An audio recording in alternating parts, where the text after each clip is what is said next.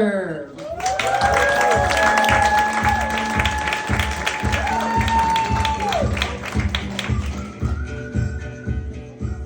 right, hey, I may need to rush through this a little bit, just because, well, about 9 years ago, my first oncologist told me I had a 3 to 5% chance of living beyond 5 years with this cancer in my lungs. And that was 9 years ago, so we may be cutting this short, I don't know. When people talk to me about my cancer, they call it a journey. Like, how's your cancer journey? I still don't know how I feel about that, though, a journey. I mean, sure, if you mean the kind where you board the wrong flight and the pilot gets on halfway through and he's like, I wish we had a way to land this thing, but the research just isn't there. That's been my journey. So I propose we come up with more fitting terminology to describe the cancer experience tonight. Something better than journey, like, I don't know, a predicament or a bad hand. Whatever you want to call it, though, I'm going to just laugh. Because if I'm not laughing at my predicament, what am I doing? Just sitting in it? Languishing? That's not for me. I'd rather make it weird for everybody. Like, I used to get bashful around nurses when they tell me to take my shirt off for appointments. But after 9 years of being poked and prodded and operated on, I don't even use the changing rooms at the beach anymore. My wife Amanda's here. She's studying neuroscience in her doctoral program, and she knows that what people need is a good rhythm to keep pushing through a crisis. Because rhythm does something incredible for us. It links that part of our brain that controls motion with the part that controls emotion. So she got me to lean more into drumming, which is what I've been doing when we first met about 21 years ago. But she was subtle about it. She got my best friends together, and behind my back, they hatched a plan to subliminally plant an idea in my head that get this, I should play drums with the Killers. You know the Killers? Open up my eager eyes. Oh, Mr. Brightside. Yeah, see, that's the millennial anthem right there, yeah. Amanda and my friends, they send me YouTube links, me like, hey, check out this random guy in Scotland playing drums with the Killers. That's pretty cool, huh? And I'd be like, you know, I'm a random guy in California. The Killers are coming to that should be me. And Amanda's like, that's a great idea, go get them.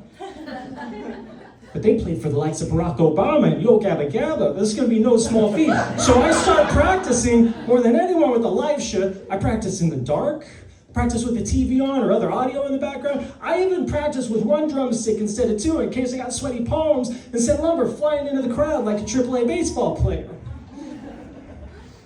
The night of the concert comes. We go to LA. I gotta tell you something about me and concerts. Any concert I go to, I show up with this childlike hope and belief that at any moment, a panicked roadie could run out on stage and be like, is anybody here a drummer? Because you never know, drummers just sometimes explode. I've seen Spinal Tap. But instead of waiting for tragedy to hit Ronnie Vannucci Jr., he's our drummer, I made a sign. It said, fighting cancer, ready to play drums on reasons. That's the song. And yes, I played the cancer card. Okay, it might be a bad hand, but I'm going to play the hell out of it.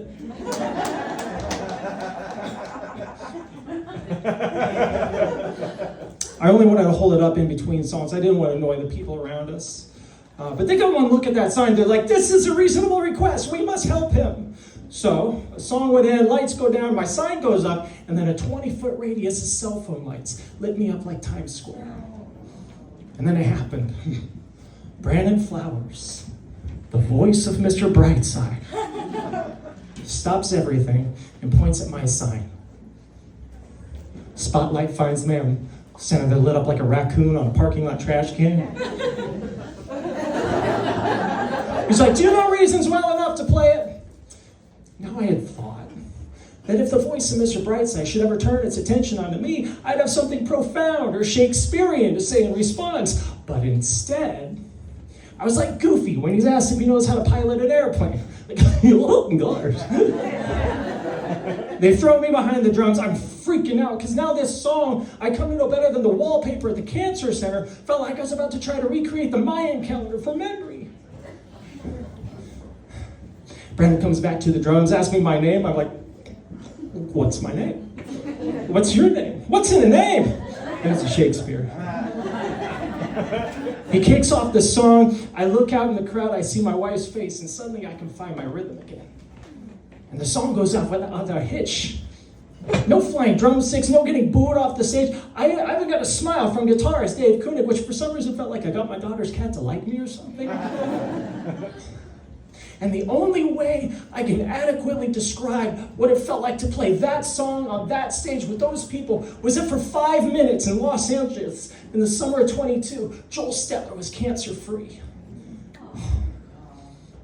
We finished the song with a trash can ending. Brandon invites me up for a selfie with him and Ronnie. I somehow float back to my spot with Amanda and our friends. By the way, our group got a lot bigger while I was away. And then a party ensues. Johnny Marr was there, played some Smiths with the Killers. Lindsey Buckingham was there, they played some Fleetwood Mac together. Then they closed with Mr. Brightside, but all I could do was just stand there with tunnel vision and be like, what just happened? And now I can tell you what happened. See, sometimes in life, we're going along, we think we got a good groove going, but then life kicks in the door, unplugs a jukebox like some sort of evil Fonzie, like, hey, you got cancer.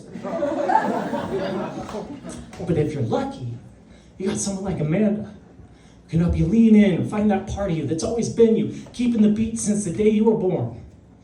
The problem is life gets so noisy, you can't even hear it sometimes, maybe not even for years. But it's on us. When life kicks in the door and changes the music, to lean in and try to find that beat. And if you can find the beat, then you can try to be part of the music. And if you can let yourself be part of the music, then when the music inevitably stops again, you stand up and you look out and you realize you had people singing along with you the whole time. And I think Marcus Aurelius, that famous Roman emperor, I think he was onto something when he said, the impediment to action advances action. What stands in the way becomes the way. And so as much as it pains me to say it, you guys, I think I actually went on a cancer journey. Thank you guys, I'm Joel Stetler.